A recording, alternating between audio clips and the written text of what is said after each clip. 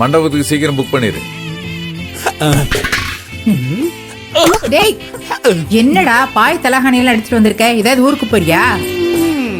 ஊருக்கெல்லாம் போகலக்கா, ஒரு மாசம் உன் வீட்டுல டேரா போடலான்னு வந்திருக்கிறேன். ஏய் எதுக்கு இதெல்லாம் எடுத்துட்டு வந்த? மாம்ச நம்ப முடியாது. அக்கா இல்லாத நேரமா பார்த்து எங்கேயாச்சும் அடகு வச்சுட்டா, அதான் அக்கா சேஃப்டிக்கு இங்க எடுத்துட்டு வந்திருக்கு. இல்லக்கா கரெக்டா சொன்னடி.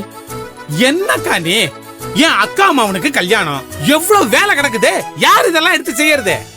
ஒன்றியம் நகரம்னு ஒருத்தர் விடாம இன்வைட் பண்ணணும். லேசுப்பட்ட வேலையா அது? மாமா ஒருத்தரால மட்டும் முடியுமா? அதான் கூட மாட இருந்து உதவி பண்ணலான்னு கிளம்பி இங்க வந்துட்டேன்க்கா. ஏமணி, இந்த கல்யாணம் நல்லபடியா நடக்கிறது உன் புருஷனுக்கு பிடிக்கல போல் இருக்க.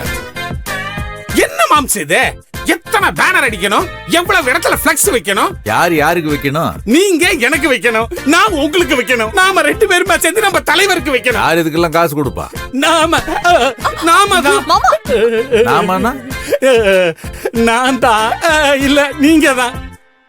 செல்லகிளே, இவன் இருக்கிற செலவு பத்தாதுன்னு தேவையில்லாத செலவெல்லாம் இழுத்து விட்டுறான் போல் இருக்குது. பாத்துக்க. அப்பா என்னப்பா நீங்க? தம்பிக்கு கல்யாணம், வீட்டுக்கு மூத்த மாப்பிள்ள, ஒரு வார்த்தை கலந்துக்க மாட்டேங்கிறீங்க. அவரு எவ்வளவு ஃபீல் பண்றாரு தெரியுமா? யாரு இவரு? உன் கல்யாணத்திலே சமயக்காரன்ட்ட கமிஷன் அடிச்சவன் தான். உன் கல்யாணத்துல கடா விருந்து போட்டோம், அதுக்கு 10 ஆடு போட்டோம். ஆட்டு மேட்டர்லாம் நான் பாத்துக்கிறேன்னு சொல்லி இவன் என்கிட்ட 12,000 ரூபா வாங்கினான். ஆட்டுக்காரனே 7,000 ரூபா தான் கேட்டான்.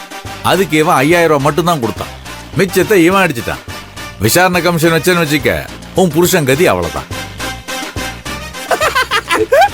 மாம்சே, பிசினஸ்ல கமிஷன்ங்கிறது சகஜ மாம்சே. எதிரா பிசினஸ்? உன் கல்யாணமா?